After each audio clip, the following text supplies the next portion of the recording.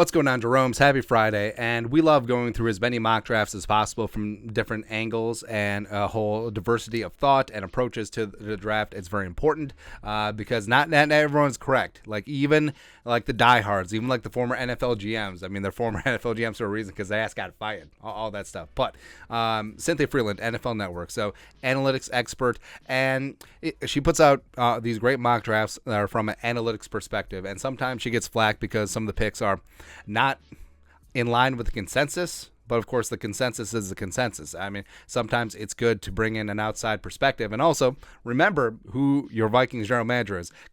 Adofo-mensah, big time analytics background. So some of these same stats or some of these similar lines could be actually involved in the Vikings draft room. So something to keep note. And she fired up her mock draft 2.0, and the Vikings land them some nice. Joey Porter Jr., Penn State University, come on down. So here's how the draft looks for Cynthia. Number 1, Stroud. Number 2, Bryce Young. Number 3, Will Anderson. No trades in this one.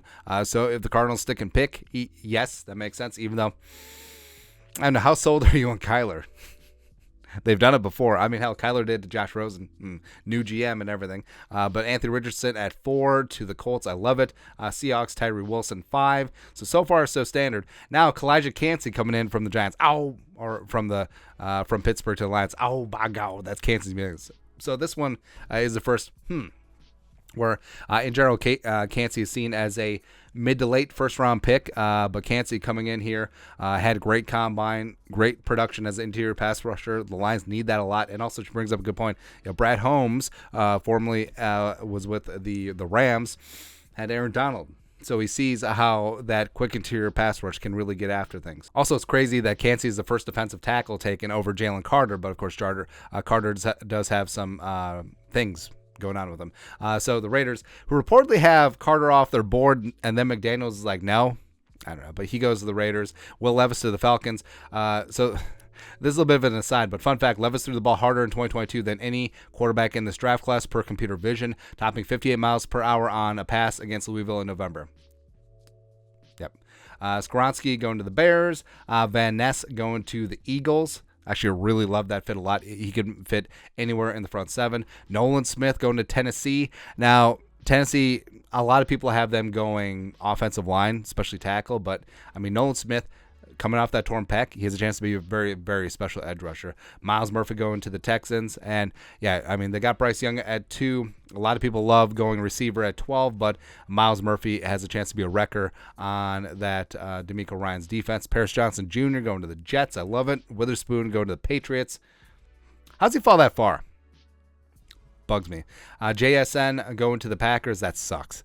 That just sucks because now we got JSN and Dubs as well as Christian Watson. That's a pretty good alkaline trio for Jordan Love. Christian Gonzo going to the Commies. Broderick Jones going to the Steelers. Dalton Kincaid. Ooh. So they finally got their Hawkinson replacement. So bit of an eyebrow raiser. Not that Kincaid per se, but the Lions going tight end in this spot. You think that maybe they would double down on defense? Who knows? 19, the Buccaneers get Anton Harrison, a replacement for Donovan Smith, as well as Jordan Addison going to the Seahawks. Ooh, I actually like that. So Addison working in the slot with Lockett and DK. That's a lot of fun. So wide receiver 1 is off the board. Michael Mayer going to the Chargers. Yes, that makes sense. Although they could go Bajan, as she points here, with Eckler being up in the air. Quentin Johnston going to the Ravens. Oh, yeah, they finally got a wide receiver for Lamar. It's not just Nelson Aguilar. And then Joey Porter Jr. makes it to 23. Now, I don't think that he does, but, I mean, this is a realistic run out of guys who could go. Although, it did seem like the corners were a little lower than expected. So, like Witherspoon, Gonzo, a lot of people have in, like, the top 10, 12 picks. Then you do have Joey Porter Jr., Deontay Banks coming off the board. So that's what's really interesting. Cam Smith chimes in as well. So Joey Porter Jr.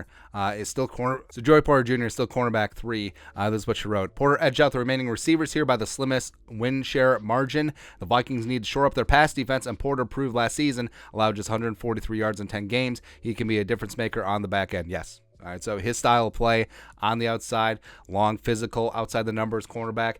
Doesn't have top-end speed, but has great agility, great instincts, and just fights every single time at the line of scrimmage. I think that Flores is going to absolutely love and adore him. I think Porter on the outside, to go with Booth, to go with Murphy when he's not kicking inside to the slot, to go with Evans. I think that's a really, really nice cornerback room that would be shaping up for the Vikings. But he does go ahead as the Flowers. All that stuff. Bajan going to the Cowboys. Kind of love it, man. I mean, analytics generally poo-poos on running backs, but she's been showing Bajan some love here. Darnell Wright, Bija Ujulari going to the Saints. He's replacing Marcus Davenport. The only noteworthy thing is Brian Branch. So Branch, I don't care about his tested numbers. He is quick enough. He is fast enough. He is the quarterback of the defense. That's the only guy that I would have taken over Porter. I like Porter a lot, but Branch, just given his versatility, even though you could say, sure, they have a guy, Murphy, that can man the slot, but Branch can play all the safety spots, even though, yes, the Vikings are thick at safety. He can play outside corner. He can do everything, man. But, Branch going to the Eagles along with Van Ness back at 10, that's just ridiculous. Really stupid value. But Joey Porter Jr. going to the Vikings 23, I wouldn't be mad. Now, this is possible because the corners went a little bit later than you would expect, as well as a couple of surprise picks like Cansey up near the top, pushing guys down. But it's not unrealistic. And, again, if we end up with JPJ, wouldn't be mad, man. But your thoughts are thoughts. Cynthia Frelund's mock draft 2.0. The Vikings end up with fantastic Penn State cornerback Joey Porter Jr. Woo! Let's go, man. Let us know your thoughts or our thoughts in the comment section below. Subscribe for daily Vikings takes. Once put the work, put a little something in the Venmo. But until next time, Skol, production value.